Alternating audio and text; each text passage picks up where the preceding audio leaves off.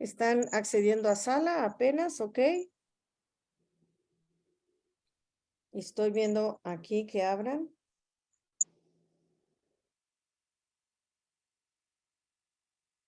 Apenas vas a iniciar, ¿verdad, Adolfo? Sí, adelante, doctor, por favor, ya pueden iniciar. Vale. Hola, queridos amigos. Estamos dando la bienvenida a todos los que están uniéndose ya a estas clases de educación médica continua de la Sociedad Mexicana de Oftalmología. Estamos súper felices, súper orgullosos por este grupo. Qué maravilla que han abierto con este año 2023 todos los temas de educación médica continua. Felicidades al doctor Jorge Aguilera y a todos sus profesores porque han sido temas súper bonitos, súper relevantes, con mucha dinámica, con mucha participación. Ellos han tenido de promedio 800 asistentes, han llegado a tener 1000 desde el primer día. La verdad es que ha sido un trabajo maravilloso, los felicitamos y estamos muy contentos con que hayan iniciado con estos temas de uveitis, de inflamación, de todo lo que debemos saber, de enfermedades autoinmunes. Han tocado muchísimos temas que nos importan a todos y que se aplican diario en tu consulta. Bueno, pues este es el último de las clases, de los temas que ellos tenían programados. Esperamos que haya sido de gran utilidad para todos ustedes. Saben que se quedan por ahí guardados por si quieren repasar alguna cosa. Yo quisiera aprovechar, puesto que este es su última clase, pues nuevamente a felicitarlos, a saludarlos a todos ustedes también. Recordarles que este viernes y sábado tenemos el primer seminario que se realiza de enfermedades oculares de transmisión hereditaria. Por si se quedaron con ganas, van a volver a escuchar a los profesores de uveitis también, de enfermedades inflamatorias. Están las 13 altas especialidades participando porque de veras no hay patología ocular que no tenga mucho que ver con transmisión hereditaria. Vamos a tener grandes genetistas. Va a ser un encuentro maravilloso entre oftalmología y genética porque todos debemos saber muchísimo de eso con grandes conferencias. Así que los espero este 3 y 4. Recuerden que pueden entrar en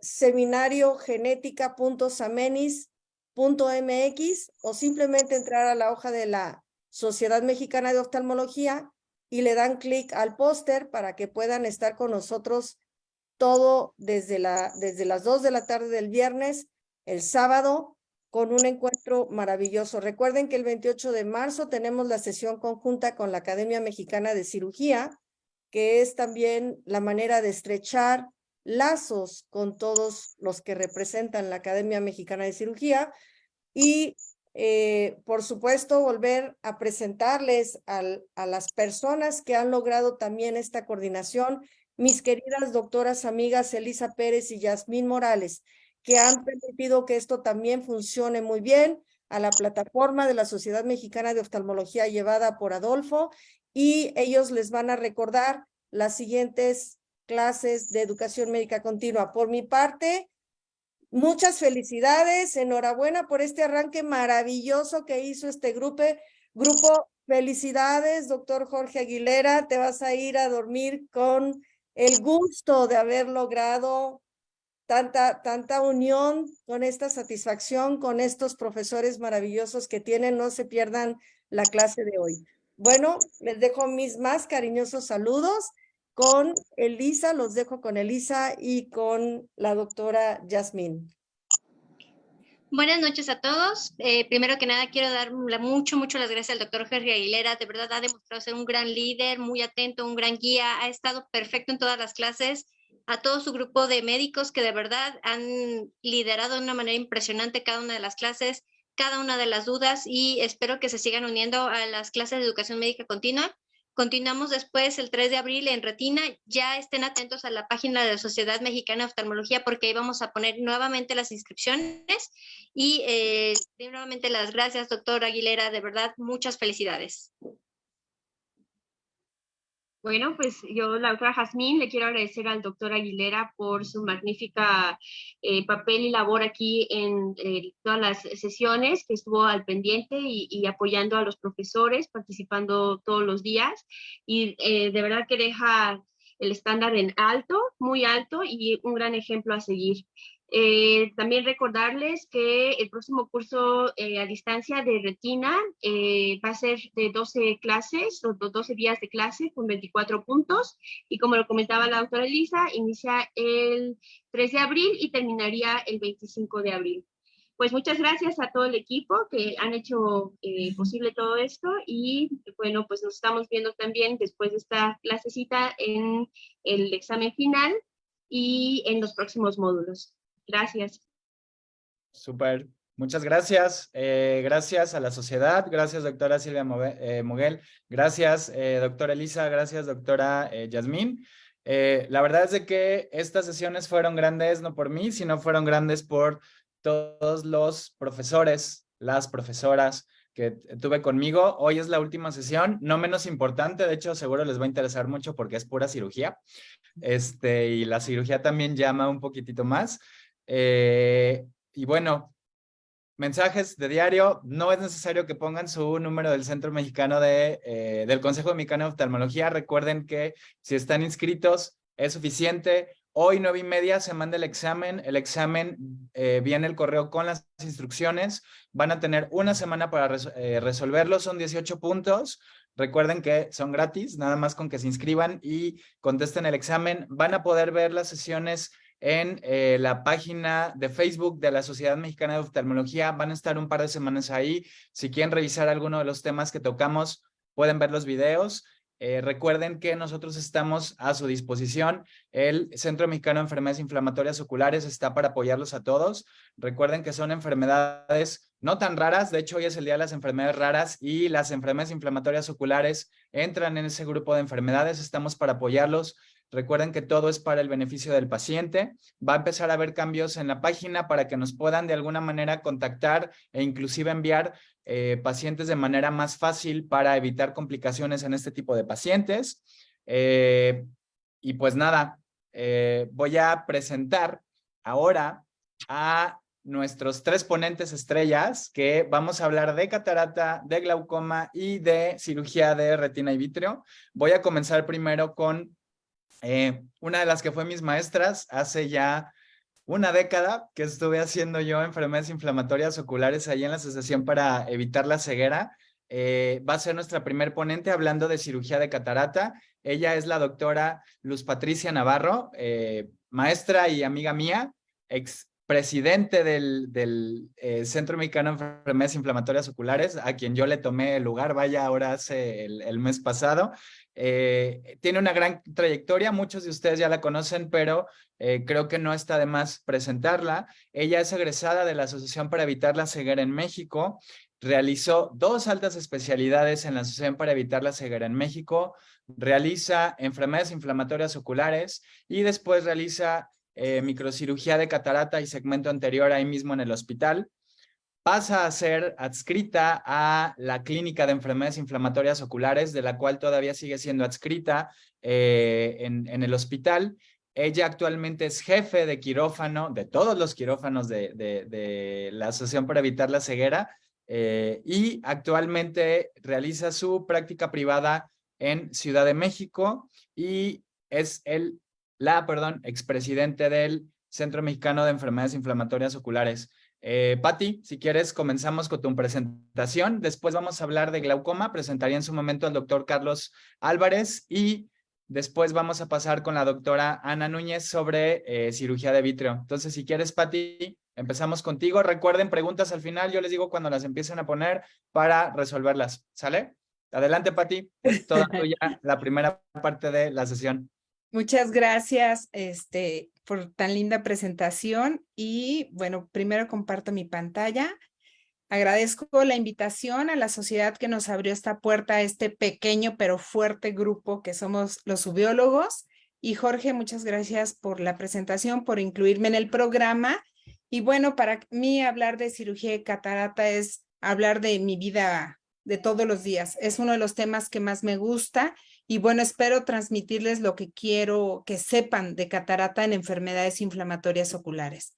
Sabemos que la catarata, antes que nada, es la primera complicación que existe en todos los pacientes que tienen uveitis y se va a presentar por diferentes mecanismos. El más común y conocido es por la inflamación que presentan estos pacientes, la cual es una inflamación crónica y recurrente en la cámara anterior, donde hay una afectación importante de todos los componentes de la misma, del flujo del acuoso, y esto va a generar la catarata. Este es un ejemplo de un paciente con una queratuveitis herpética donde generan catarata, de un paciente con bocoyanaguiarada y un paciente con una uveitis anterior, donde pueden ver que el efecto que tienen las sinequias, los depósitos, las membranas, son causa también de la formación de catarata. La segunda, que ya todo el mundo la conocemos, es la asociación con los corticosteroides, que bueno, seguramente Carlos nos hablará mucho de ellos, y a grandes rasgos generalmente se presenta una opacidad de la cápsula posterior por las alteraciones que se presentan en la misma y en los metabolitos y en las alteraciones de las bombas. Y bueno, es importante recordar que no solamente es el uso del esteroide tópico, intravítreo o intracamerular, sino también el esteroide intravenoso, sistémico o inhalado puede generar la formación de catarata en nuestros pacientes con uveitis. Y la tercera causa es aquellas uveitis que son propiamente formadoras de catarata, como ya conocemos el síndrome uveítico de Fuchs encabeza esta lista, donde este es un paciente, por ejemplo, con los depósitos de Keppel, los depósitos de Busaca, la atrofia del iris. Y también otra de las patologías muy común es las secundarias a cristalino, las de origen facogénico. En el hospital donde yo estoy, que es un centro de referencia grande de pacientes con enfermedades inflamatorias, pues las causas que más vemos para la formación de catarata es uveitis anterior, seguido de Fuchs, pars planitis y bocoyanaguiarada. Una vez que tengo a mi paciente y que ya dije que tiene catarata, ¿qué sigue? Pues lo voy a operar. ¿Cuándo es el momento indicado que yo tengo que operar a un paciente con catarata en pacientes que tengan una inflamación, algún tipo de uveitis por la causa que ustedes quieran? Se ha tomado al azar o por la experiencia de múltiples cirujanos 3 meses como un número mágico. Sin embargo, no es el número mágico, sino es la experiencia de muchos autores. No hay nada escrito ni ningún artículo o alguna publicación que sustente estos 3 meses. Nuestra experiencia es entre 2 y 3 meses que tú has tenido al paciente totalmente inactivo, es el momento en que tenemos que operarlo. La única excepción a la regla es que sea de origen facogénico, donde se convierte en una urgencia porque hay una fuga importante de las proteínas y es lo que nos está causando la inflamación. Y al no quitar el objeto de la inflamación, pues no va a ceder nunca esta. Una vez que decido que ya pasó el tiempo a operar a mi paciente, ¿qué es lo más importante que tengo que hacer? ¿Qué tratamiento prequirúrgico le tengo que dar a mi paciente? Entonces, si tengo una uveitis de origen no infeccioso, de origen inmunológico, la que ustedes quieran, es muy importante que le demos tratamiento tópico por lo menos una semana previa a dosis frecuente. ¿Qué es frecuente? 2 o 4 horas, y es importantísimo que este esteroide que ustedes decidan darle al paciente tenga penetración a cámara anterior, por lo cual tienen que buscar un esteroide bifásico. El que encabeza la lista pues es el acetato de prednisolona, que entonces este tiene muy buena penetración a cámara, penetra el epitelio, penetra el endotelio, es bifásico y es el que mejor respuesta les va a dar a los pacientes. Si es una uveitis intermedia, lo ideal es ponerle un esteroide periocular una semana antes o por lo menos 72 horas antes para que el esteroide alcance su pico máximo en el momento en que ustedes realizan la cirugía, y si es un esteroide de depósito, pues es muchísimo mejor. Y en los pacientes que tienen enfermedades inmunológicas sistémicas o una panuveitis, sí o sí les tienen que dejar esteroide sistémico una dosis antes, y lo ideal es dejarles la dosis tope, que sabemos que no debe pasar entre 70 a 75 miligramos, dependiendo el peso del paciente, dejárselos a dosis máxima antes de la cirugía y de ahí hacer la reducción graduada. ¿Qué pasa si mi paciente tiene una uveitis de origen infeccioso? Ahí el tratamiento cambia. Ahí no hay que darle los esteroides previamente, sino cambiar el tratamiento.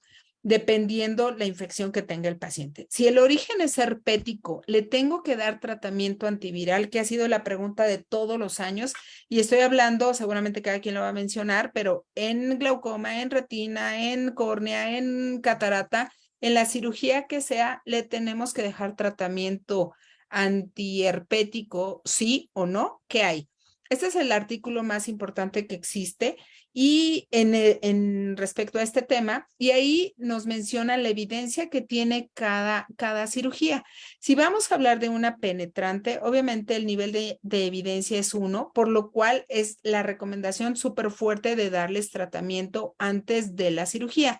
Sin embargo, si la cirugía va a ser una cirugía de catarata, el nivel de evidencia baja a 3, por lo cual la recomendación es discreta y bueno, ya se deja a gusto de cada persona si le quieren dar tratamiento 1 o 2 semanas previas vía oral para darles, para operarlos a los pacientes con herpes. Sin embargo, se ha visto que a estos pacientes, en estudios que hay que no vienen en esta evidencia, la recurrencia en estos pacientes cuando no les das tratamiento es mucho mayor. Tienen el 40% de riesgo de recurrir y después de una cirugía lo hacen más frecuentemente durante los primeros 3 meses. Mi recomendación es a todos los pacientes que vayan a operar de catarata con herpes, denles tratamiento, dosis de mantenimiento nada más, 2 semanas antes de la cirugía. ¿Y qué pasa si mi paciente tiene sífilis o tiene tuberculosis? Ahí no hay problema, porque el cuadro se presenta una vez, no hay retención de anticuerpos ahí, entonces no tiene ningún riesgo y pueden operarlo sin ningún tratamiento profiláctico. Y si tiene toxoplasmosis, ¿le tengo que dar o no tratamiento profiláctico? Hay muy poca evidencia de esto, sin embargo, en un par de artículos que he publicados, se ha visto que el 36% de los pacientes con toxoplasmosis tienen el riesgo de una reactivación después de una cirugía de catarata, por lo cual pues el riesgo no es tan grande, pero tampoco es tan despreciable. Si el foco se encuentra en la periferia, pues probablemente no le demos tratamiento, pero si tienen un foco que está yuxtapapilar o macular, pues mi recomendación es que a ese paciente le demos dosis de mantenimiento con antiparasitario para que evitemos la recurrencia en este tipo de pacientes. Una vez que ya tengo el paciente, ya le di tratamiento previo, ¿qué es lo que tengo que considerar? Tengo que acordarme que en estos pacientes la cirugía idónea es hacerles una facoemulsificación.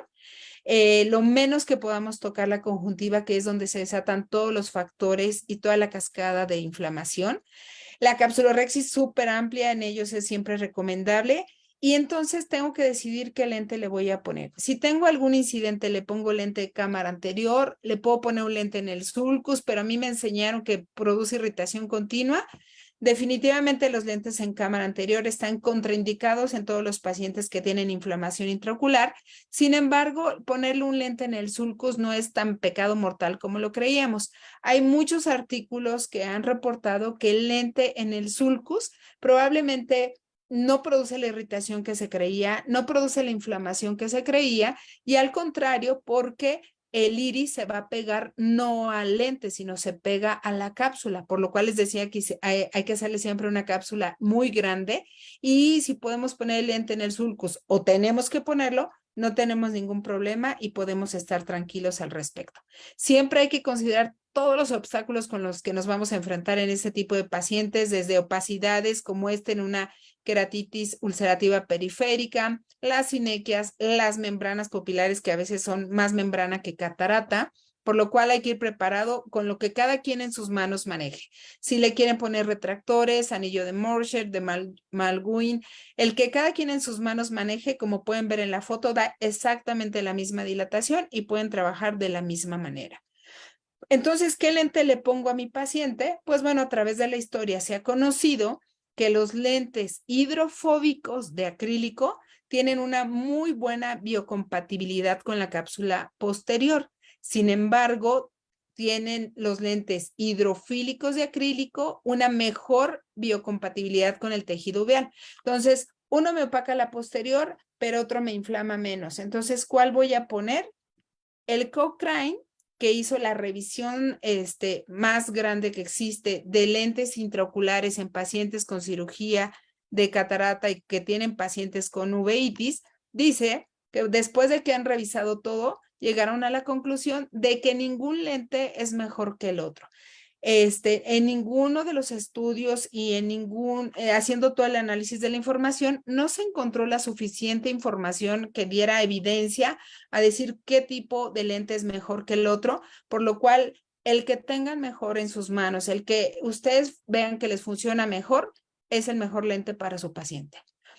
Lo único que no se vale es poner lentes premium. Lentes multifocales, tóricos o fáquicos en pacientes con inflamación, no, por los depósitos, por las membranas y por las rotaciones que estos pacientes tienen. Alguna vez a mí se me ocurrió hacer un protocolo en pacientes con Fuchs porque estos característicamente tienen un astigmatismo muy alto. Y bueno, me la pasé más quitando los tóricos que poniéndolos, ya que no imaginé el factor que tenía el pleomorfismo y polimegatismo que a la larga van desarrollando estos pacientes. Por lo que ahora les puedo decir que solamente para estos pacientes monofocales, el que ustedes gusten. Siempre es importante hacer irectomías porque pues el riesgo de bloqueo de inflamación en esos pacientes es muy alto. Siempre yo les recomiendo, si tienen más de 180 grados de sinequias, hagan irectomía. ¿Por qué? Porque la inflamación va a hacer que se termine de cerrar y el riesgo de hacer un iris bombé y un bloqueo va a ser mucho más grande. Y en los niños siempre tenemos que quitar la cápsula posterior.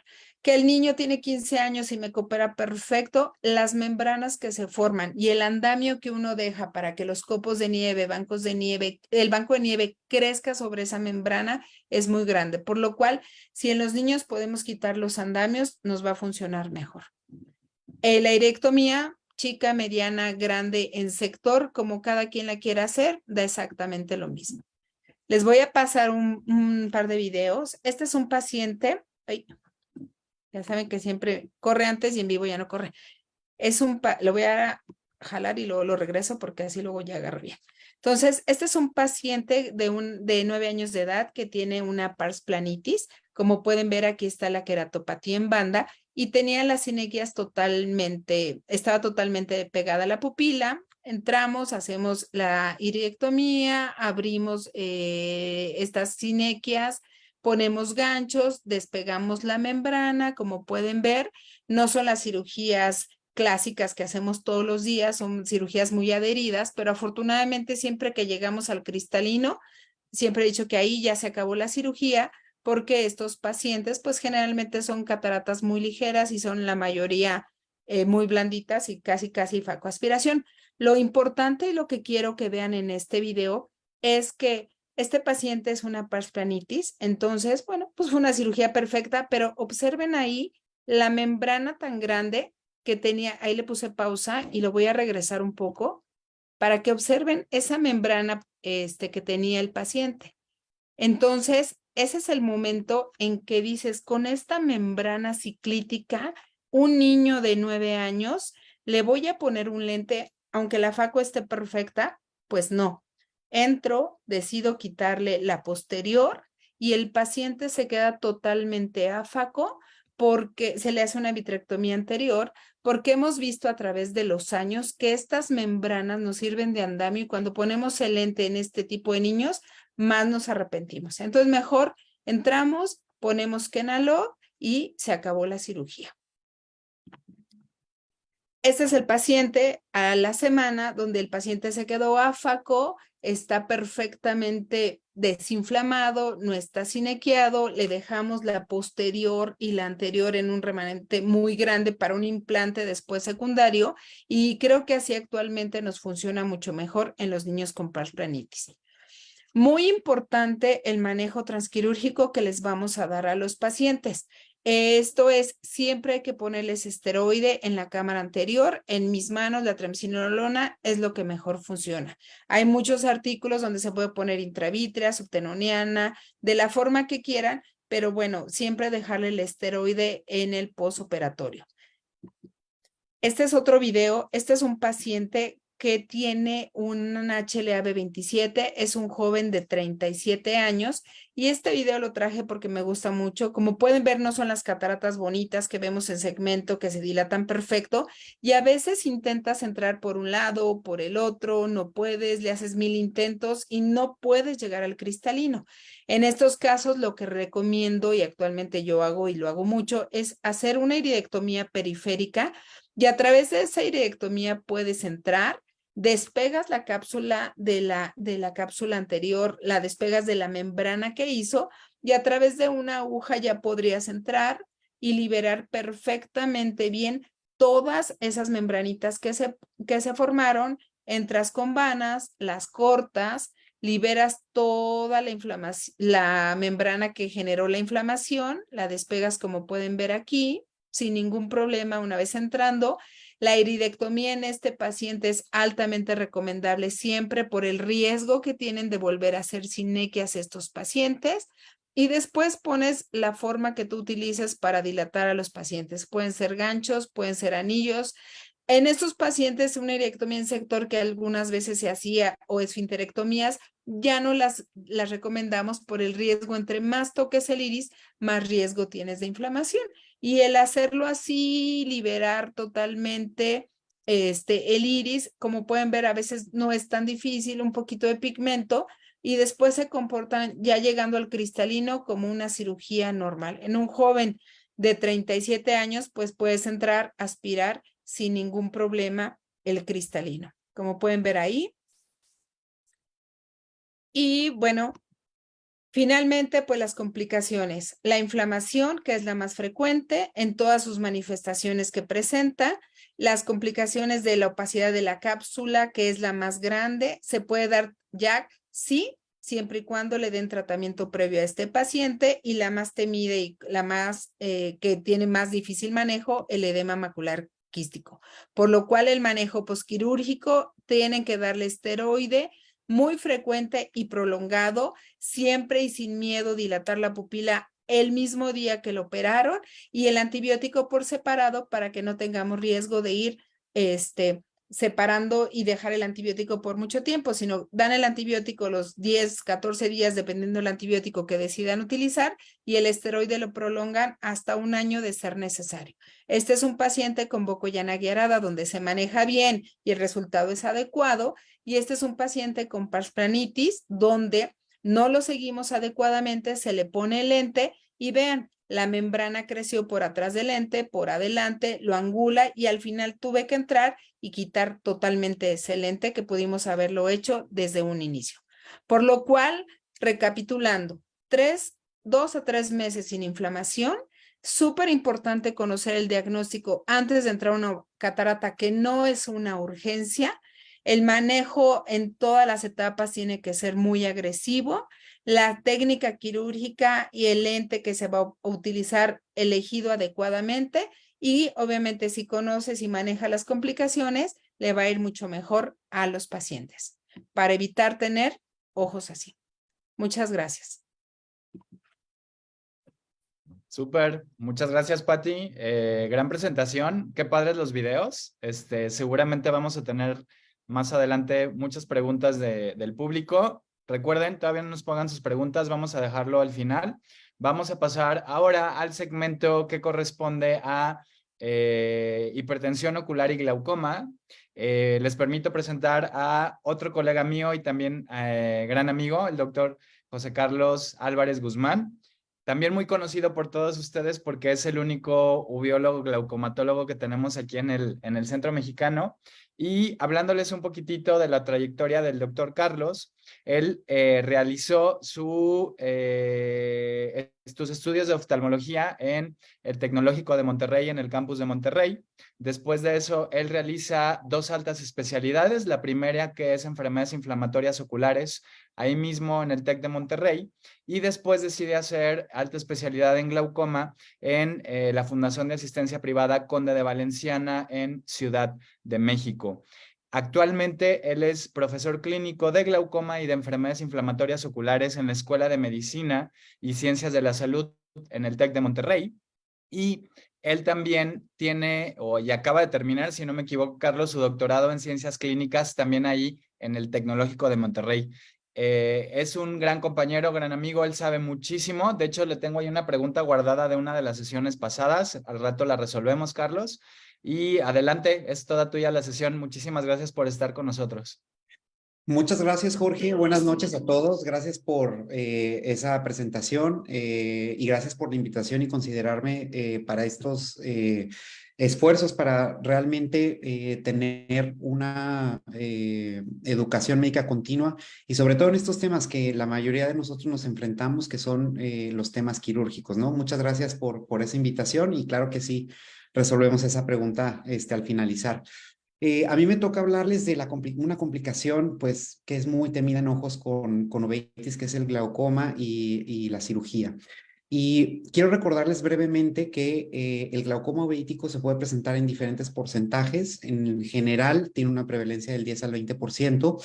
El riesgo se ve aumentado conforme va pasando el tiempo y los niños en particular, depende mucho la etiología de la uveitis.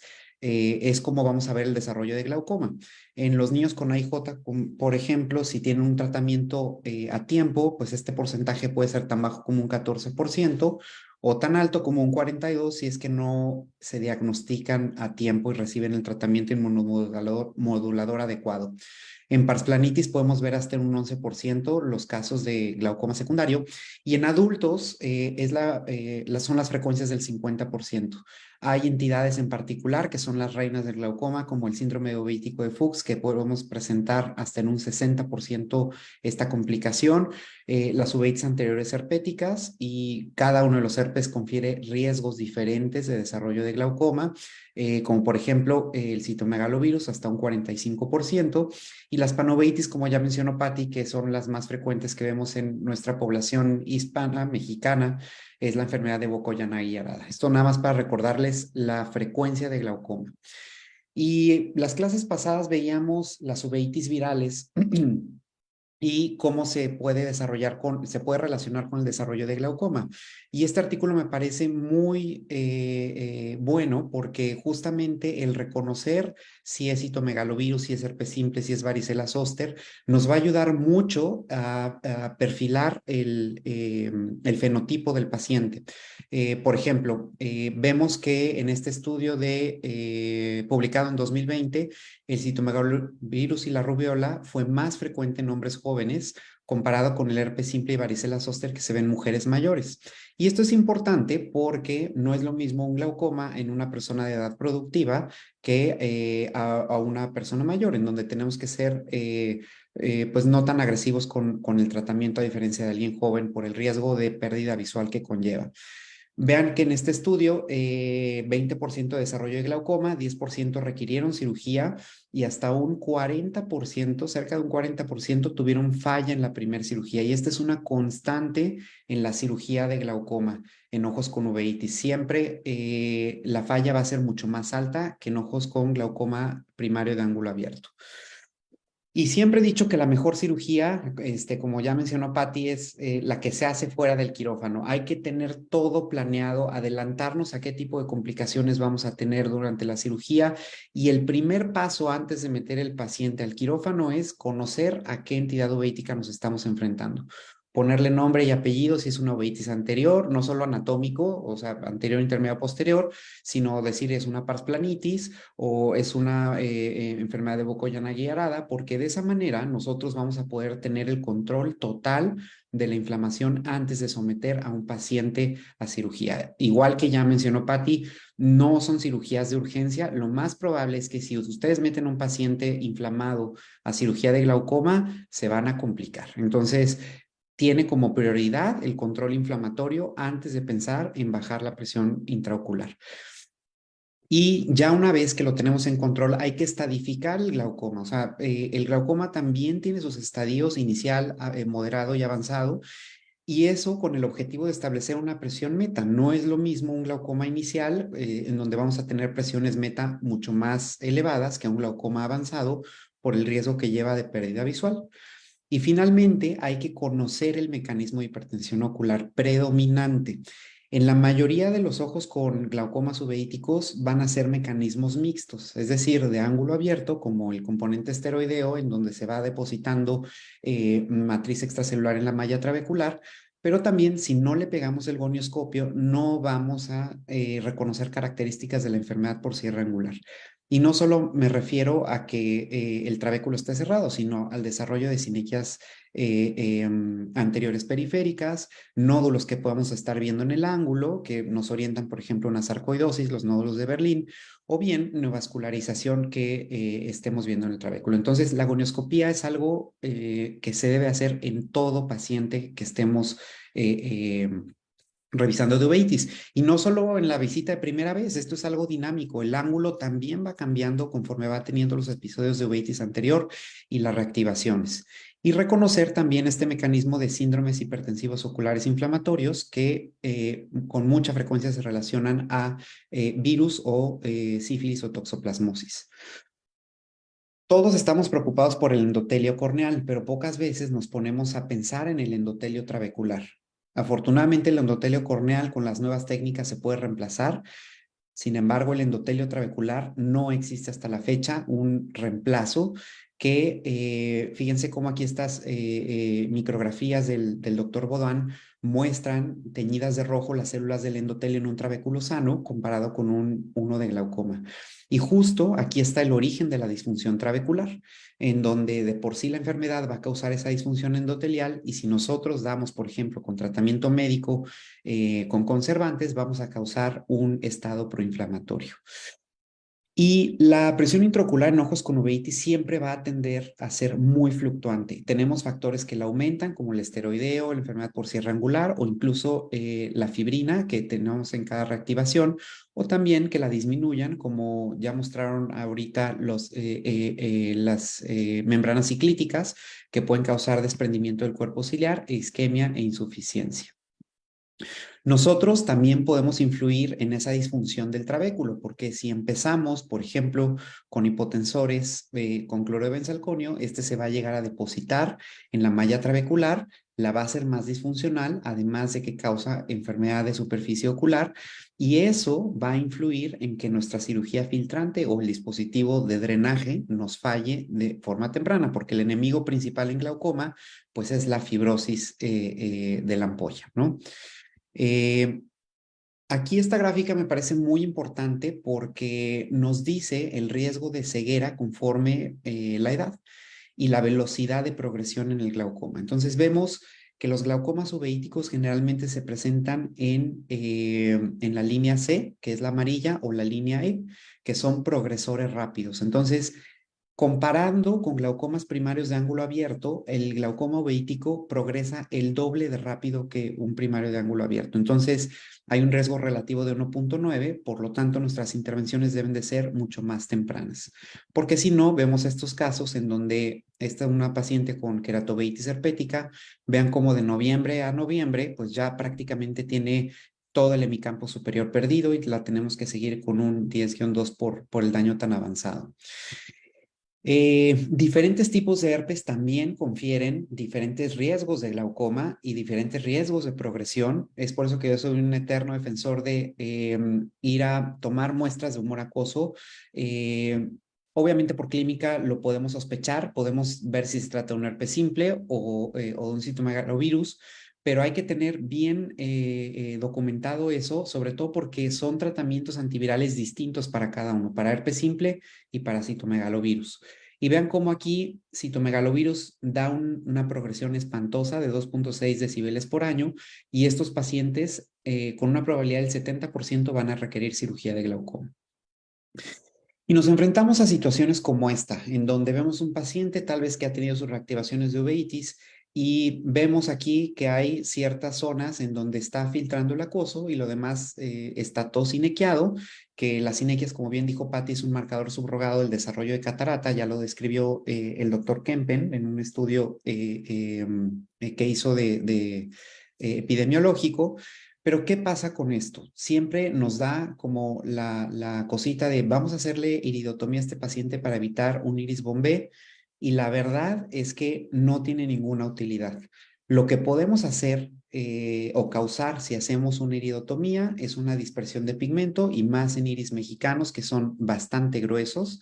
Entonces, acuérdense que los tejidos en uveitis son muy adherentes y lo que vamos a causar es que eso se cierre.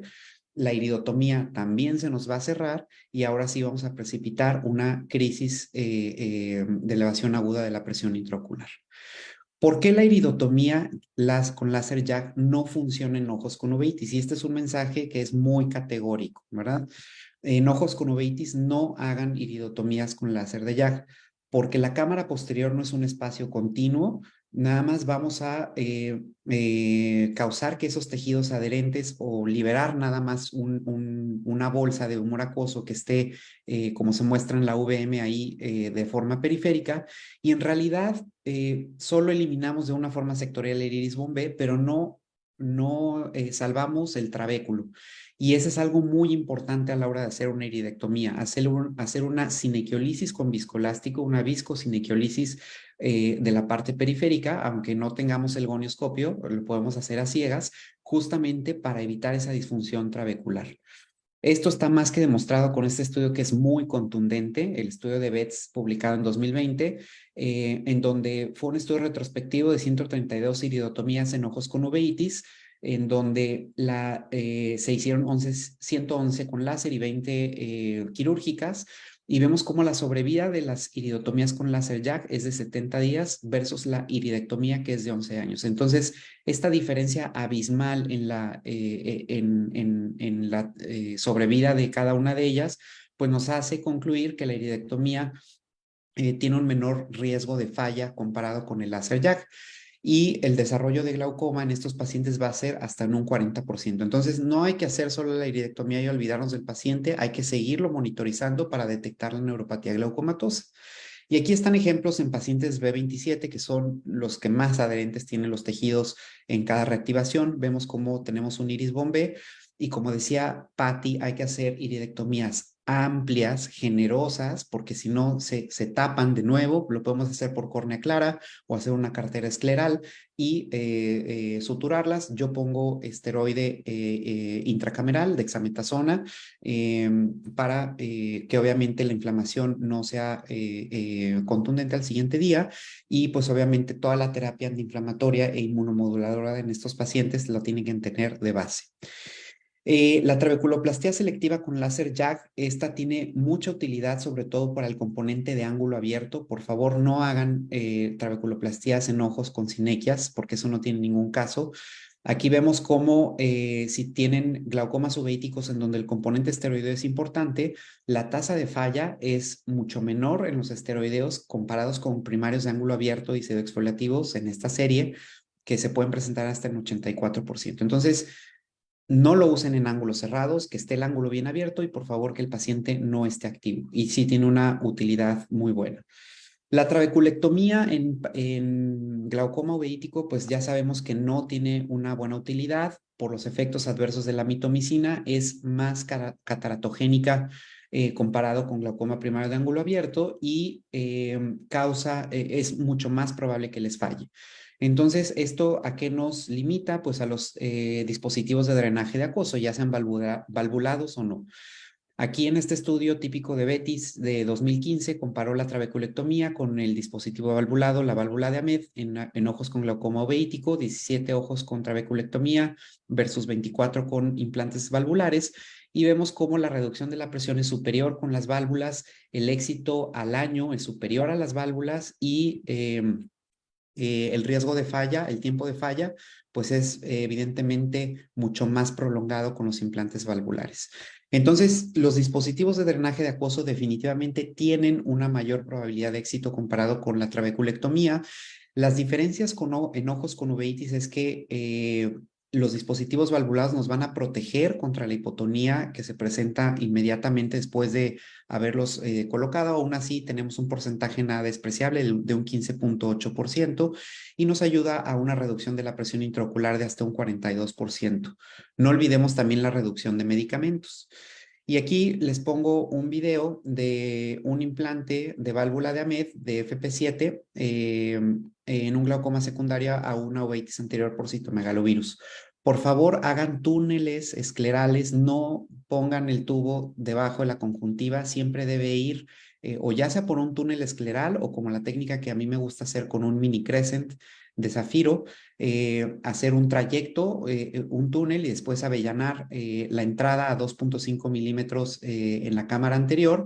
Se hace la entrada con una aguja 23, se pone viscoelástico en la cámara anterior y de esa manera se va siguiendo el trayecto del tubo. Ahí vemos cómo se corta el bisel hacia la parte de arriba, si es que lo van a poner en cámara anterior, si lo van a poner en cámara posterior con el bisel hacia abajo en pacientes pseudofacos y se va introduciendo el tubo que solo tiene un lugar para irse. Esta técnica yo le veo más ventajas que hacer un túnel con aguja porque es un poco más predecible.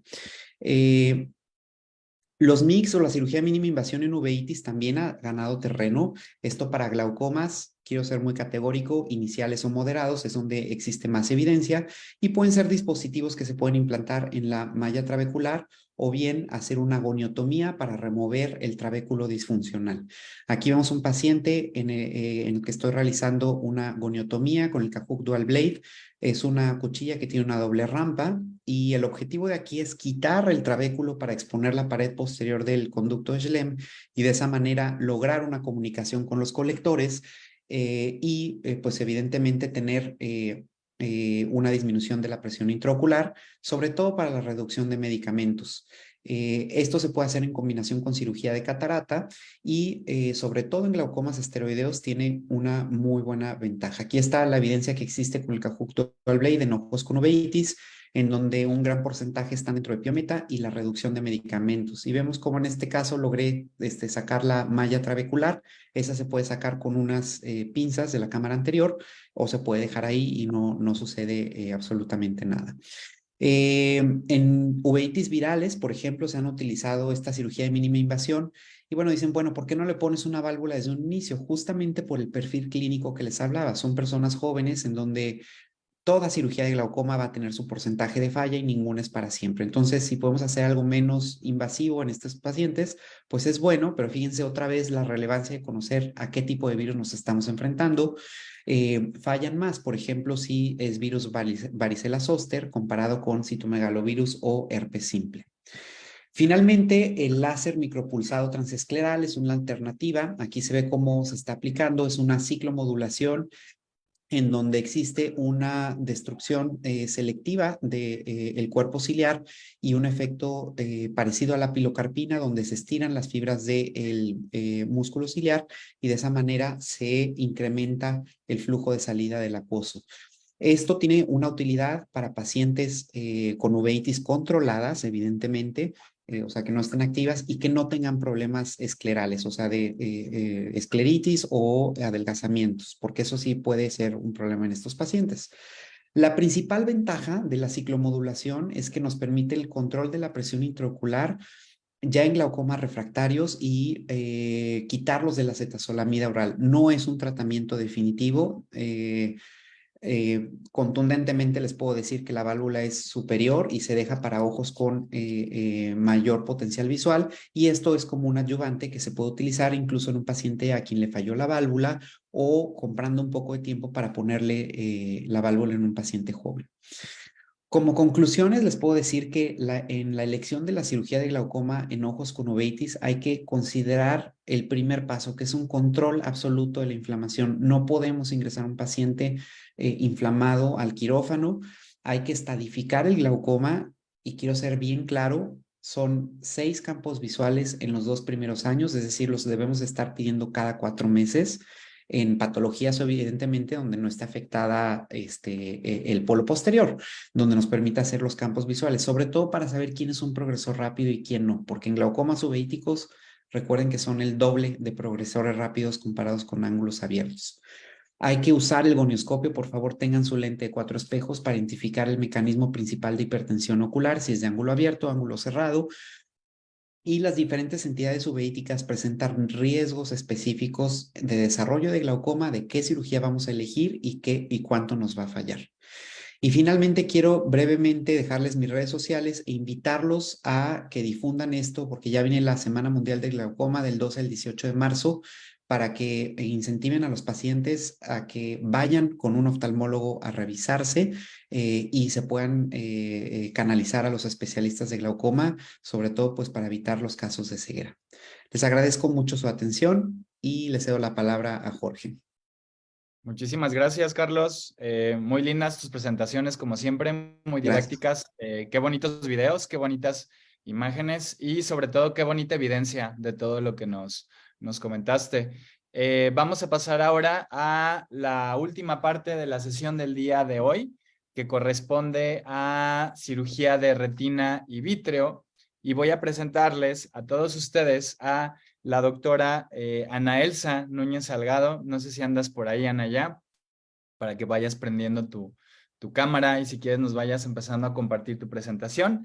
Mientras voy haciendo referencias a tu currículum. De nuevo, muchas gracias por aceptar la invitación y por estar aquí con nosotros. La doctora Ana, ella es egresada de oftalmología del Instituto Nacional de Rehabilitación en Ciudad de México. Ella realizó después de oftalmología alta especialidad en retina y vitrio en el Hospital General Dr. Manuel Gia González, también en Ciudad de México. Y no teniendo una alta especialidad suficiente, se va a hacer otra segunda alta especialidad, que es enfermedades inflamatorias oculares, la cual realiza a cargo de la doctora Claudia Resillas en el Instituto Nacional de Nutrición y Ciencias Médicas Salvador Subirán en Ciudad de México. Actualmente realiza su consulta de cirugía, más bien su consulta de retina y de enfermedades inflamatorias oculares en el Instituto Estatal de Oftalmología del Estado de Guerrero y tiene su práctica privada en el Hospital Farallón de Acapulco en el Estado de Guerrero. Ana, muchísimas gracias por aceptar la invitación. Adelante, esto ya es toda tuya la sesión. Muchísimas gracias. Híjole, me la pusieron difícil porque me toca después de Carlos y él tiene mucha evidencia de todo lo que ha pasado en el glaucoma y la uveitis, y creo que los cirujanos de retina ya tenemos un nuevo reto, que es no quedarnos atrás con la investigación y tratar de tener evidencia que sea mucha más sustentable, porque creo que sí nos está fallando. Pero bueno, les voy a hablar de lo peor que me puede llegar a pasar, que es operar retina en un paciente que tuvo una uveitis ya.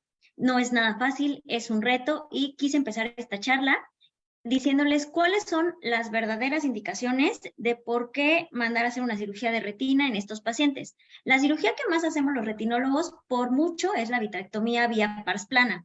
Entonces, si nosotros tenemos un paciente que ya tuvo el antecedente de la uveitis, las dos indicaciones por las cuales nunca nadie nos va a refutar haber entrado a la cirugía es para hacer un manejo de las complicaciones, cuando vemos a un paciente que tiene una respuesta inadecuada al tratamiento, pero hay otras más, como cuando tenemos la presencia de una vitritis densa que va a impedir la visualización retiniana, cuando hay una inflamación intraocular que sigue avanzando y que nos está amenazando la visión, o cuando necesitamos hacer y tener una prueba diagnóstica porque estamos ante una entidad que no sabemos cuál es.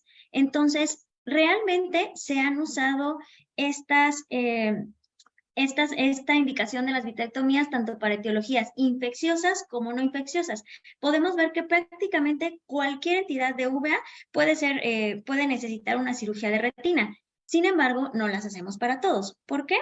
Porque realmente la principal indicación, como les decía, es cuando tenemos que realizar el manejo de alguna de las complicaciones. ¿Y cuál es la complicación más frecuentemente reportada? Pues el desprendimiento de retina, ya sea un desprendimiento de retina reumatógeno o un desprendimiento de retina traccional. Las otras complicaciones frecuentes también van a ser las opacidades vítreas, la hemorragia vítrea, que la verdad es que es bastante importante y ahorita les voy a enseñar un casito de esto, la membrana epirretiniana, el edema macular quístico que no se resuelve y las cataratas complicadas. ¿Por qué? Porque van a empezar a tener problemas para la visualización del polo posterior. Y antes de empezar a ver las técnicas, me quise ponerles esta diapositiva de cuáles son las contraindicaciones que están reportadas para realizar la vitrectomía pars plana. Estas tres que les puse están reportadas en algunos artículos, algunos de ellos ya son un poquito más viejitos, pero la mayoría concuerda que la hipotonía coexistente en los ojos con una uveitis ya no debería ser candidato a una vitrectomía. ¿Por qué? Porque generalmente la hipotonía nos va a estar indicando o que hay un desprendimiento coroideo o que seguramente el ojo ya se está yendo a tisis. Específicamente como retinóloga, yo les diría que si es un ojo que ya está con hipotonía, muy probablemente ya tenga un desprendimiento de retina también crónico, entonces pues la cirugía va a ser muy complicada y el resultado va a ser pues muy malo. Entonces, también tenemos una de las contraindicaciones que más se marcan en los artículos, que es la mala visualización del segmento posterior, pero de estas, yo creo que la única contraindicación real que tenemos, pues sería que haya una opacidad corneal que nos vaya a impedir que podamos ver los demás elementos. Y fíjense que encontré mucho esto, que la uveitis en niños menores de 16 años no debería estar entrando a cirugía de retina. Estuve buscando cuál era la explicación de esto, la verdad es que no la encontré, pero sí son varios artículos donde dicen que sería una contraindicación. Afortunadamente hemos empezado a romper esos paradigmas y tenemos pacientes, sobre todo con diagnóstico de pars planitis, en los cuales son niños, generalmente son menores de 16 años, en los cuales la cirugía de retina empieza a dar buenos resultados y ahorita vamos a ver por qué. Para empezar, quiero discutir por qué la mala visualización del segmento ya no es una contraindicación, puesto que ya lo empezamos a ver con la doctora Patti Navarro. Ahora podemos realizarle cirugía de catarata en estos pacientes, podemos hacer la cinequiolisis y esto nos va a permitir poder tener la visualización del polo posterior. Les quise traer este artículo porque nos habla mucho de los resultados que tenemos en una cirugía combinada de vitrectomía con la facomulsificación más implante de lente intraocular. Si se fijan, inclusive en el título del artículo dice, en uveitis crónicas. ¿Por qué? Porque generalmente estas son las que peor visualización nos van a dar. Van a ser cinequias 360 grados con cataratas bastante importantes. Y en este artículo en especial nos dicen que hasta en el 72% de todos los pacientes que se pueden llegar a operar tienen una mejoría de la agudeza visual significativa. ¿Cuáles van a ser las complicaciones que tenemos que tener en la cabeza que nos pueden llegar a pasar? La ruptura de cápsula posterior, la hipertensión ocular, los desprendimientos coroideos, el edema corneal, la hemorragia vítrea y las membranas pupilares posteriores. De las controversias que podemos tener para realizar estas cirugías combinadas es el lente intraocular. Ya lo dijo la doctora Navarro, no hay realmente, o al menos en la cirugía combinada, no hemos encontrado diferencia entre colocar un lente de acrílico ideofílico contra uno de acrílico ideofóbico. Pareciera que no es estadísticamente significativo. Les digo, a los retinólogos nos hace falta encontrar todavía más evidencia de todas estas cosas.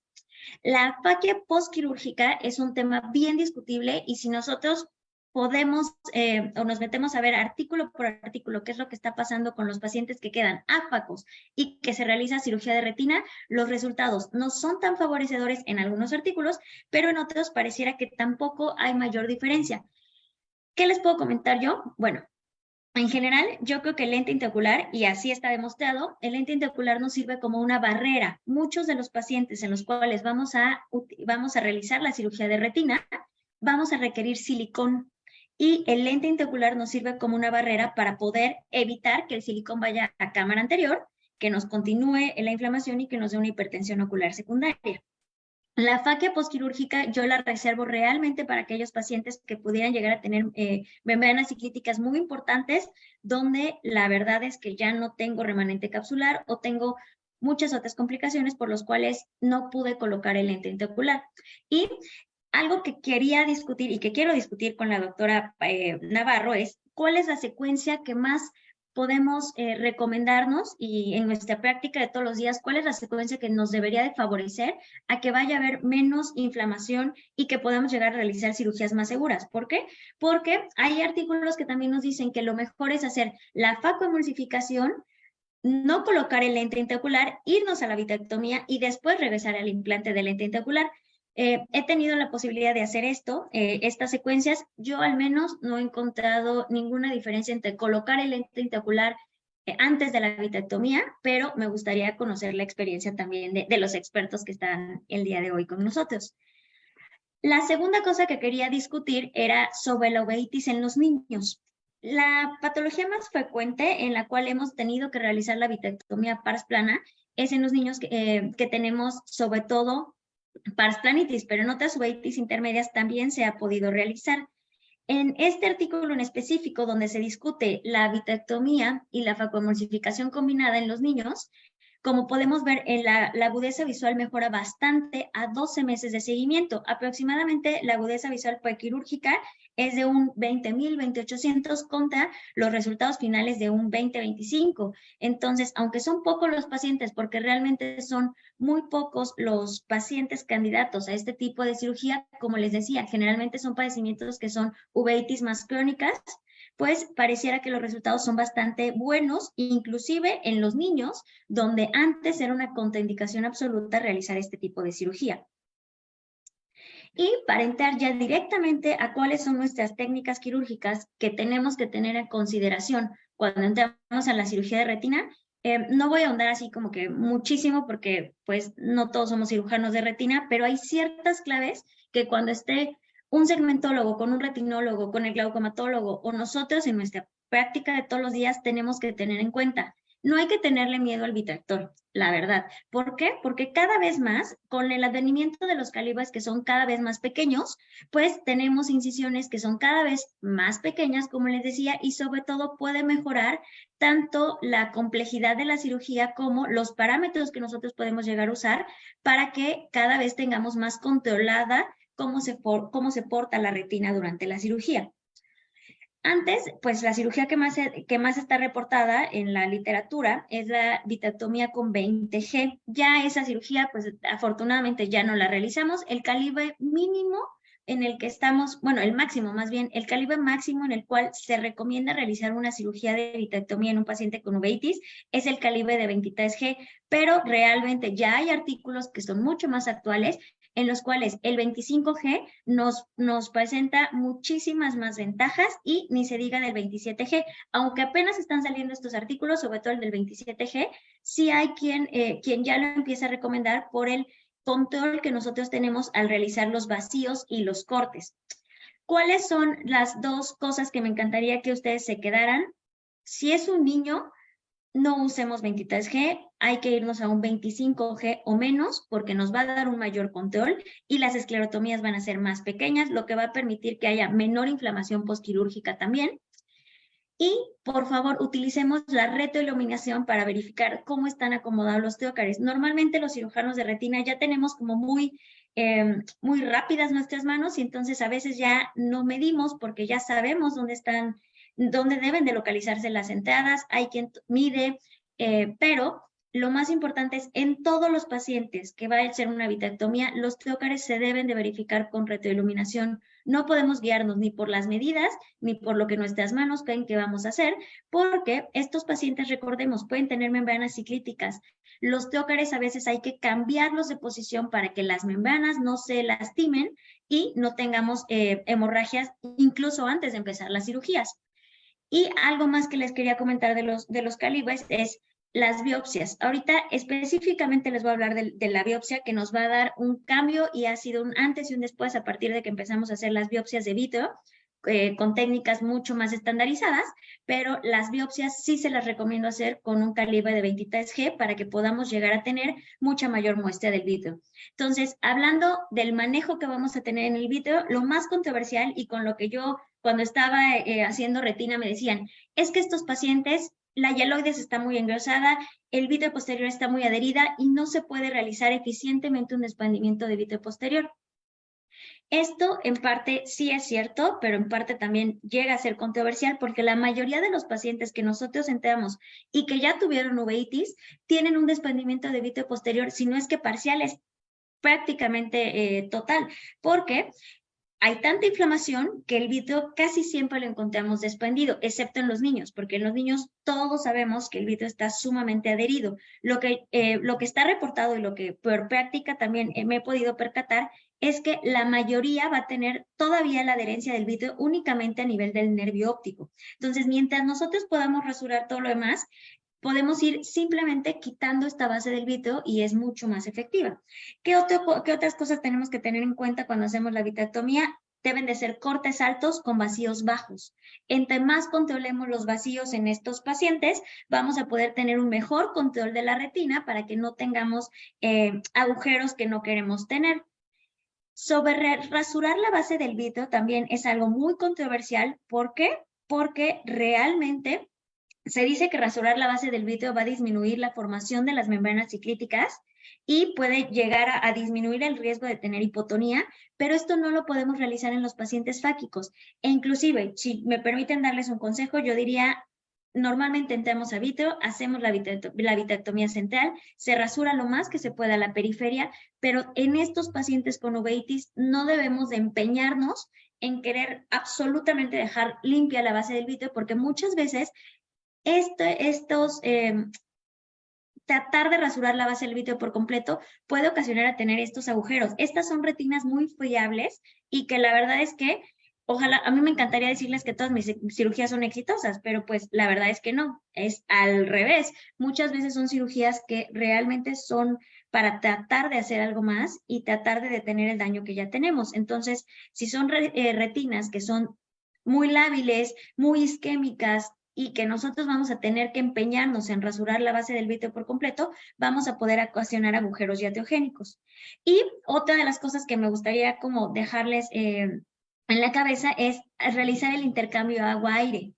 Esto no es algo nuevo, normalmente el intercambio agua-aire lo hacemos una vez, los cirujanos de retina, hacemos un intercambio parcial la mayoría de las veces y se acabó, pero en los pacientes con patologías de uveitis, se recomienda realizar el intercambio de agua-aire en 2 ocasiones. ¿Y esto para qué?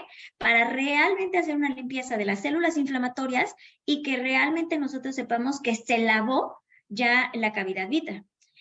¿Qué otras cosas adicionales podemos realizar? Bueno, podemos realizar el peeling, la crioterapia o el endoláser, dependiendo de cada caso. Pero en general, yo creo que en este tipo de cirugías, menos es más. Entre menos cosas y menos perfecta queremos que quede la cirugía, le va a ir mejor al paciente. El tamponade de silicón, les comentaba, es muy usado en los pacientes que tienen desprendimiento de retina y alguna patología de uvea, porque son retinas que tienen muchos microagujeros en toda la periferia y el tamponade de silicón nos permite poder tener este sellamiento de los agujeros, además del endoláser. También es algo muy discutido porque sobre todo en los niños el tamponade de silicón antes se decía que estaba contraindicado, se dejaba para exclusivamente casos muy severos, pero recordemos, el silicón es una superficie que es estéril. Entonces, es una superficie en la cual no van a crecer medios. Ya se han hecho estudios donde al poner nosotros un tamponade de silicón no puede crecer ahí nada más. Entonces, por eso es que es un buen medio para hacer este tamponade en estos pacientes. Y el cerclaje, que también es bastante controversial, pero lo llegamos a hacer justo porque estos pacientes presentan muchos microagujeros, los cuales muchas veces ni siquiera los podemos identificar por la consistencia que tiene el víteo. Entonces, el cerclaje sirve no solamente para poder literalmente relajar la base del víteo, sino que también sirve para poder cubrir esta parte de los microagujeros que inclusive puede que no estemos viendo. Entonces, les traje un videíto que la verdad es que me volé de la Academia Americana porque el que yo intenté hacer me salió pésimo y preferí traerles un bonito video.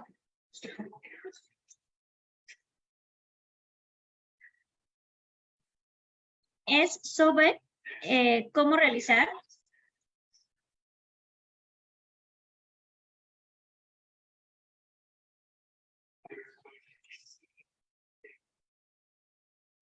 pero ya le puse pause, es sobre cómo realizar la biopsia en las pacientes que tienen vitrectomía. Algo que a mí me sirvió mucho y que se los dejo también de consejo, y si pudiera dejarles algo de toda esta plática es, hay que realizarles a estos pacientes una biopsia de vítreo prácticamente en todos los casos, sobre todo cuando estamos ante una etiología desconocida. La biopsia de vítreo tiene 94% de éxito diagnóstico. Si nosotros sabemos hacer esta biopsia de vítreo, podemos encontrar el origen de las causas. Y si no, por lo menos podemos llegar a saber que que tiene células inflamatorias, podemos mandar a hacer PCRs, cultivos, y nos va a dar mucha más información.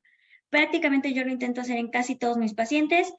Lo importante es poder obtener de 1.5 hasta 2 mililitros de vítreo que podamos no tener diluido, y por eso esta técnica que está publicada en la Academia Americana es la técnica correcta en la cual lo podemos hacer.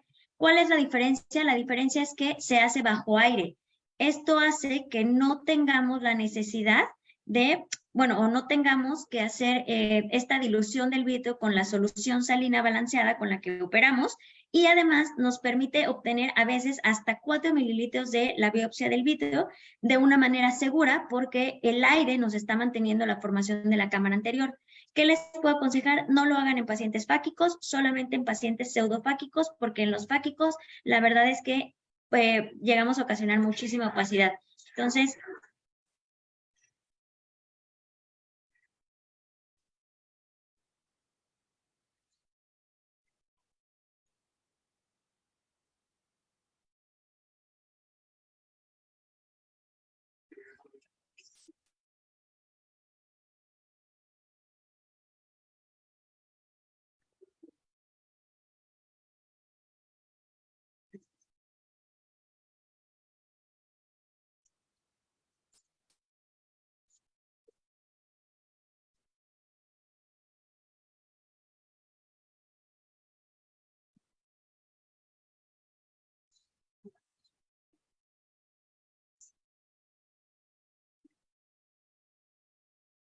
ahí voy a parar el video porque eso es lo más importante que quería que vieran de la técnica.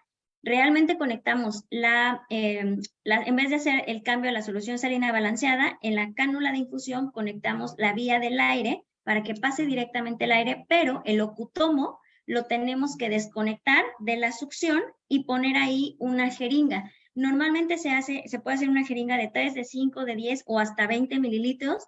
La técnica aquí viene con una jeringa de 5. Yo les aconsejo una de 5 o una de 10. Y lo más importante es empezar a practicar cuando lo hacemos para que nuestro ayudante, que es el que va a estar haciendo la succión, pueda llegar a tener la succión adecuada para tener los 4 mililitros o de mínimo 2 mililitros que necesitamos para hacer una buena biopsia de vítreo. El resto de la cirugía es prácticamente normal. Se realiza, les decía, la toma del vítreo bajo aire y posteriormente se hace el intercambio a agua y proseguimos a una cirugía de retina completamente normal. ¿Sale? Ya esto no es algo nuevo, esto está publicado desde, más o menos desde hace más de 10 años que se podía hacer. Hay otras técnicas, pero en realidad esta es la técnica más segura en la cual podemos llegar a tomar estas biopsias.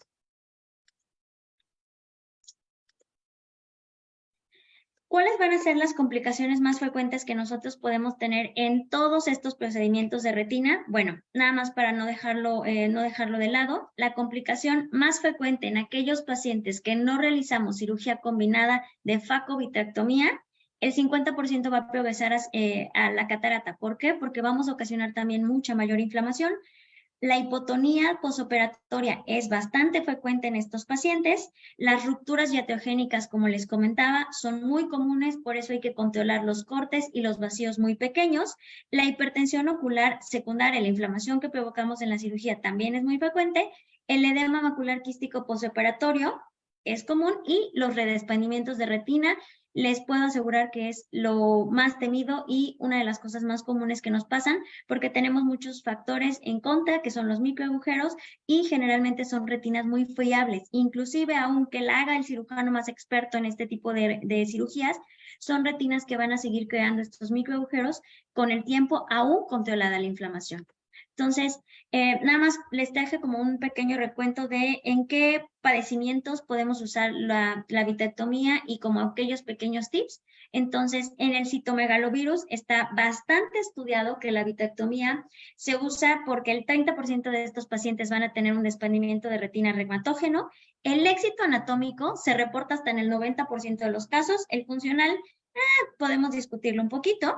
Los calibres, les decía que los reportes más grandes están en el 20G, 23G es lo mínimo que debemos de usar ahora, pero ya hay reportes en 25G. Yo en especial prefiero ya el 25G porque me da mucha mayor estabilidad de la retina.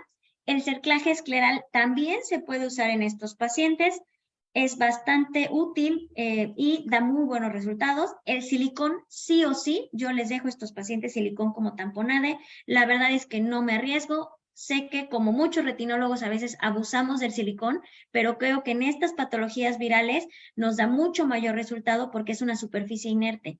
El riesgo de redesprendimiento, aún a pesar de la cirugía, es bastante alto, es del 18%. Les puse esta fotografía de un paciente que tiene citomegalovirus porque este es un paciente mío donde empezó con la hemorragia vítea, la agudeza visual era de 20-200 en este momento.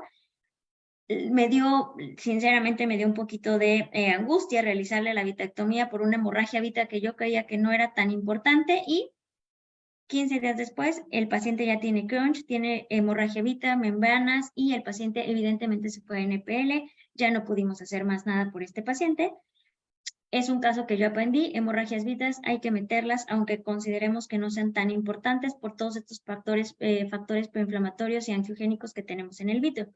En la toxoplasmosis, que sabemos, la causa más frecuente por la que metemos a los pacientes a cirugía es nuevamente el desprendimiento de retina reumatógeno. Las membranas epirretinianas también se reportan, pero en estas aguas hay que dejarlas que estén inactivas por lo menos 3 meses de la cirugía. Y les quise traer este artículo porque yo me sorprendí. Son 4 casos que están reportados en los cuales hacen una membranectomía, un peeling, en unas lesiones que tienen, en pacientes que tienen lesiones con cicatriz por toxoplasmosis, y pues si ustedes se fijan, los resultados son increíbles, agudezas visuales de 20-30 y de 20-100, a mí todavía no me quedan así, pero pues sí está reportado que si dejas 3 meses de inactividad, y además te dan como consejo usar el clotemoxazol intravítreco para tratar de disminuir a estos padecimientos. Los pacientes también pueden tener agujeros maculares. Yo les recomendaría, al igual que ya lo dijeron en otras sesiones, estas membranas son muy traicioneras. No metan a los pacientes a hacerle un peeling si no es porque realmente estén bajando la visión.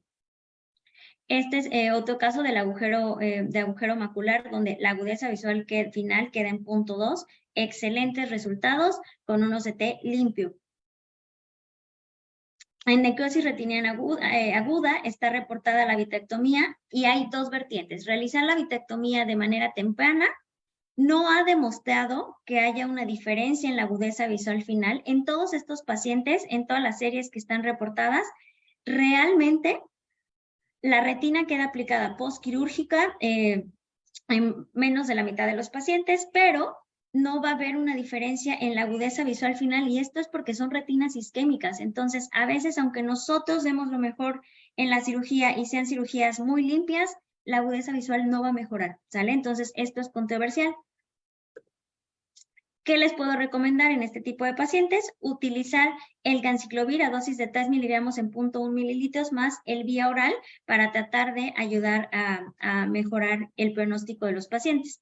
Este es un caso en específico que nosotros tenemos en el Hospital de la Ceguera, el cual empezamos a ver que el paciente tenía una agudeza visual de cuentadedos, veíamos que había líquido subretiniano, lo operamos, decidimos hacerle vitrectomía más retinopexia más silicón.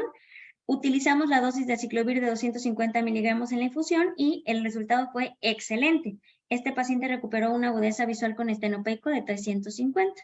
Entonces, este es un caso de éxito. Desafortunadamente es de los pocos que podemos llegar a tener donde se recupera la agudeza visual. En las endoftalmitis endógenas que dan todos estos síndromes inflamatorios, se ha demostrado que hay hasta un 85% de éxito, y el cultivo que nosotros tomamos, que lo podemos realizar a través de las biopsias de vítreo, dan muy buenos resultados. En la pars planitis sigue siendo controversial operar a estos pacientes. Está indicada cuando hay un desprendimiento de retina, y la técnica que más está descrita es realizar la vitrectomía pars plana con un cerclaje escleral, el cual nos da un éxito de hasta 78%. Que hay que tener cuidado, y les traje una fotografía de un nido de golondrina. Los nidos de golondrina no se operan, no son quirúrgicos porque no son un desprendimiento de retina real, ¿sale? Es una retinosquisis. Entonces hay que tener mucho cuidado, porque ya me ha tocado que a niños con nidos de golondrina les dicen que se debe de operar, pero esto no se opera, ni siquiera se le debe de poner un cerclaje escleral. Y en las pacientes que tienen causa desconocida, pues la tasa de éxito diagnóstico llega a ser hasta del 44% si nosotros sabemos hacer la biopsia de vítreo y podemos ver el tipo de origen de la patología, además de que puede haber una mejoría visual en más del 50% de los casos, aunque el riesgo de redespandimiento es de aproximadamente el 5%.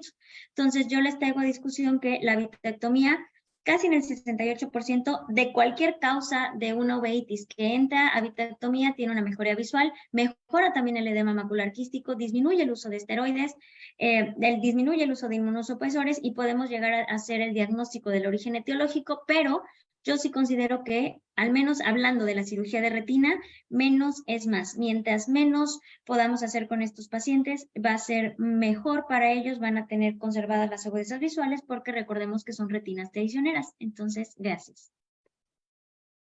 Muchísimas gracias, Ana.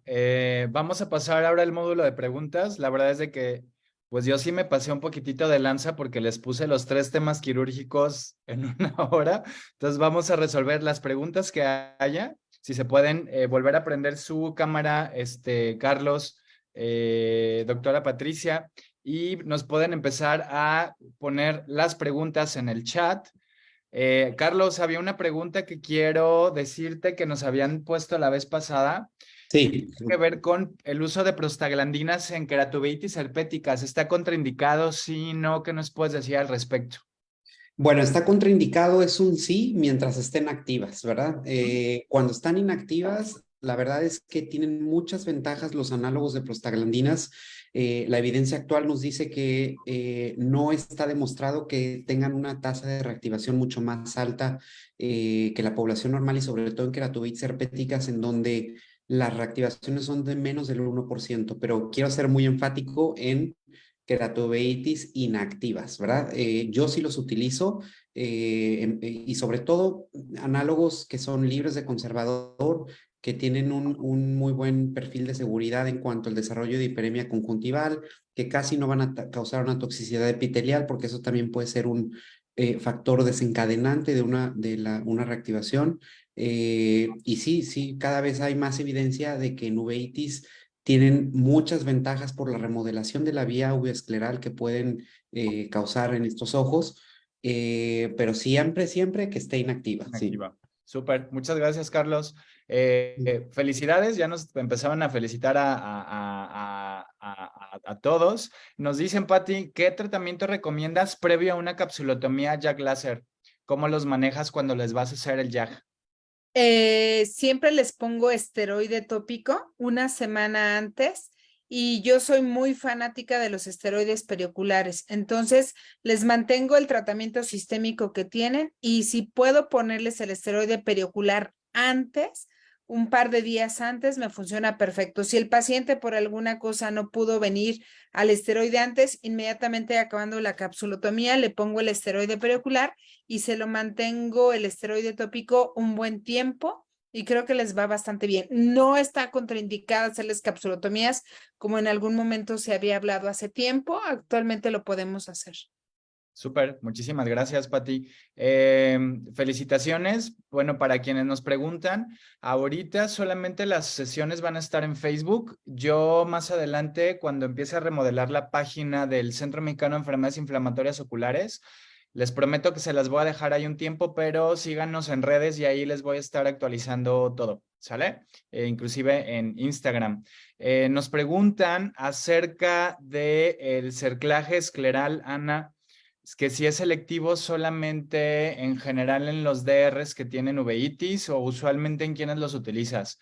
Creo que ahí a lo mejor valdría la pena comentar lo que habías comentado, vaya la redundancia, en tu presentación, sobre todo en herpes, ¿no? En los porherpéticos, tenerlo más en cuenta, pero además de herpes, ¿alguna otra indicación donde tú a lo mejor pienses en cerclaje también?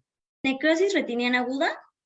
Sí, retinitis por citomegalovirus, las dos porque tienen microagujeros que muchas veces no vemos y yo no me empeño en rasurar la base del vítreo porque la verdad es que he notado que hacer esa maniobra ocasiona bastantes agujeros iatrogénicos y algo que también en donde lo uso es en los niños con pars planitis. De hecho, lo aprendí con la doctora Patti y con Mati Ruiz.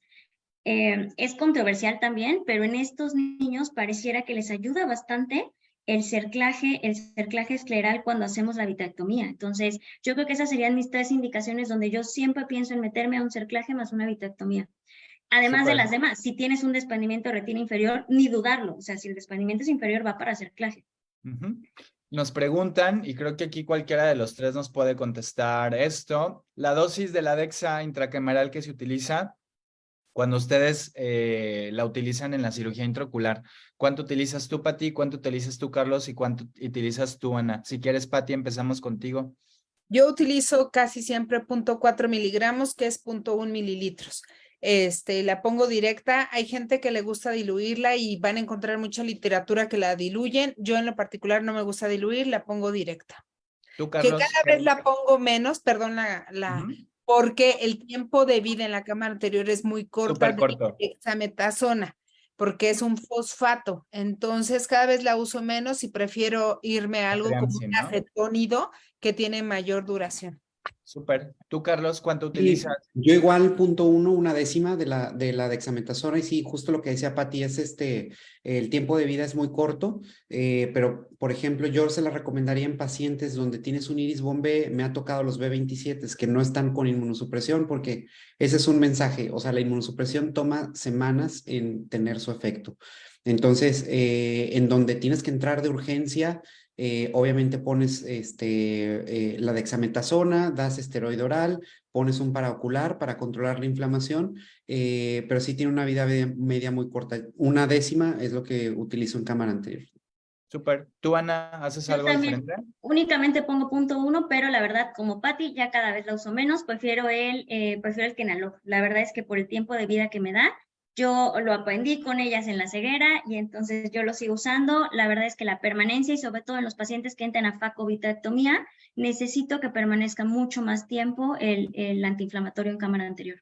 Súper, perfecto. Y aquí a lo mejor los que utilizamos la triamcinolona, nada más recordarle al paciente, ¿no? Hablar con él y decirle, oiga, va a notar que se ven ciertas rayitas blancas, ciertos puntitos blancos o algo, y no confundir a veces lo que pueden parecer células inflamatorias con los granulitos de la triamcinolona que vemos en cámara anterior, ¿no? Que nos Incluso en pueden los hacer hospitales un escuelas. efecto. En los Exacto, hospitales escuelas para los decirle al residentes. residente, no te asustes porque le puse Kenalog, entonces vas a ver ahí lo blanco, porque sí se ve, o sea, el sedimento queda durante mucho tiempo. Exacto. Bueno, creo que esta pregunta es más de farma, pero nos preguntan que si los medicamentos para glaucoma tienen cloruro de besalconio. Creo que aquí ya sería meternos a marcas y nada más la idea que les dijo Carlos de preferencia utilizar libre de conservador cuando haya disponible ese medicamento, ¿no? No sé si quieras agregar algo a eso, Carlos. No, nada más que si hay disponibles, están en el mercado, los pueden utilizar perfectamente bien, y sobre todo que tengan eso en cuenta, que se depositen la malla trabecular, y pues tratar de, en ojos con uveitis en particular, utilizar lo menos que puedan con conservador. Súper. En escleritis necrosantes con glaucoma, con presión intraocular intratable, que de hecho esta pregunta salió con Alejandro Rodríguez en la sesión que vimos. ¿Qué haces, Carlos, en ellos? Digo, aparte Mira, de que te impartas como todos nosotros, ¿no? es todo un reto los pacientes con escleritis necrotizantes, porque no puedes hacer un procedimiento de ciclomodulación porque evidentemente vas a causar más adelgazamiento. Lo que está descrito es que en la zona obviamente si la zona superotemporal o superonasal está tomada o está adelgazada, lo que está descrito es poner un parche de esclera, suturarlo, o sea, hacerlo amplio, suturarlo a las zonas de esclera donde no está adelgazada, y encima del parche de esclera poner el implante valvular. Eso sí a veces se hace, y pues es lo que más efectividad tiene. Evidentemente en estos pacientes contraindicadísimo tanto procedimientos láser como una trabeculectomía, y más poner un antimetabolito. Creo que son los glaucomas más difíciles de tratar, en donde pues no tenemos esclera para trabajar, ¿verdad? También los casos de queratitis por acantoamiba también son muy refractarios a tratamiento, pero esa es la única solución, que pongan un parche de esclera sobre la zona que está adelgazada, y sobre esa pongan el plato La válvula, valvular. ¿no? Oye, Carlos, y una pregunta, por ejemplo, mía ahí en las conjuntivitis cicatrizales, ahí ¿qué utilizas? Que creo que también es un coco que tenemos nosotros en uveitis, ¿no? Sí, Conjuntivitis desde poner el cicatrizal. bléfaro, ¿no? O sea, de que Exacto. siquiera lo puedes poner bien para poder operarlas. Ahí, por ejemplo, procedimientos de ciclomodulación se pueden utilizar tempranamente, y si el paciente lo cachamos, porque generalmente tienen un componente esteroideo, no es tan un componente relacionado a la enfermedad, se pueden utilizar, por ejemplo, la trabeculoplastia láser selectiva o hacer cirugía combinada de catarata con estos procedimientos en donde haces la goniotomía y quitas toda la malla trabecular disfuncional. Cajut se llama, ¿no? Creo, Sí. digo, yo Esa es desconozco mucho el área, pero sí, esa es la goniotomía, que puede ser con diferentes instrumentos. Hay Cajut, hay el Travex, Travectom, hay muchas formas en que se puede hacer, o el Bank, que nada más es doblar una aguja y quitar esa porción de la malla trabecular. Pero en ellos, donde el componente esteroide es importante, ahí sí, yo creo que una cirugía combinada tiene mucha utilidad. súper. ¿Todos los Posner-Schloman son CMB? No, y que es una muy buena pregunta. En las series de Asia, hasta el 50% de los casos pueden llegar a amplificar. Necesitamos, obviamente, que es una parte de los proyectos que tengo, caracterizar en población mexicana cuántos amplifican para Posner, para citomegalovirus. Y aquí lo que yo les diría es, encuentren los biomarcadores, o sea, en qué pacientes voy a tomar un TAP de acoso. Yo les diría, si ya está presentando glaucoma y es una crisis glaucomatociclítica, te conviene tomarlo. Actualmente tengo pacientes con supresión crónica con ganciclovir en gel, en donde la tasa de recurrencias de estas crisis glaucomatociclíticas al menos se han mantenido 1.5 años, 2 años sin recurrencias, por esa supresión crónica cuando amplifican para el CMV. La pregunta que siempre me hacen, pero el CMV, digo, el ganciclovir no tiene biodisponibilidad en cámara anterior. No, es una realidad, pero lo que nos interesa es el depósito en tejidos sólidos, como la córnea y el endotelio corneal y trabecular. Entonces, ahí sí se almacena el ganciclovir, y de esa manera estamos teniendo esa supresión crónica, ¿no? Súper. Nos comentan, digo, ya estamos en tiempo. Kenalog, la verdad es que ¿dónde lo conseguimos en México? Creo que ya no utilizamos tanto la marca Kenalog por la contraindicación oftalmológica que tiene por la cuestión del conservador. Yo personalmente uso uno que es libre de conservador que se fabrica en India, que se llama Aurocort, que creo que es el que a veces llegan a utilizar ustedes, pero no sé ustedes dónde lo consigue. Almacén de la clínica donde yo trabajo, la verdad es que no, tenerles un dato en específico no lo sé, pero no sé si puedan comentarnos algo respecto a lo que yo acabo de decir. Yo que estoy en provincia, la verdad es que al principio sí me costó trabajo. Voy a hacer un comercial, no tengo fines comerciales, pero Nadie. normalmente Arfamex es el que me trae justo ese medicamento de la India, que es libre de conservadores. Entonces, con ellos pueden conseguirlo. Es la misma dosis. Sí. Perdón, Kenalog yo lo consigo con una distribuidora en Tijuana. A mi gusto sigue siendo mi favorito porque tiene más estabilidad y permanece más en la cámara anterior. Mi segunda opción, si no tengo Kenalog, uso el Aurocor, que es de la India. No tenemos casi efectos adversos y su índice de hipertensión es muchísimo menor. Sin embargo, se lava muy rápido. Se lava más rápido. Y entonces no tiene el efecto que tiene el otro. Y es en cualquier distribuidora oftálmica, ya lo pueden encontrar, ya está en N cantidad de distribuidoras oftálmicas. Y hay otro nuevo, el Kenacor, que Sí. bueno, no está tan nuevo tampoco, es un frasco amarillo con rojo.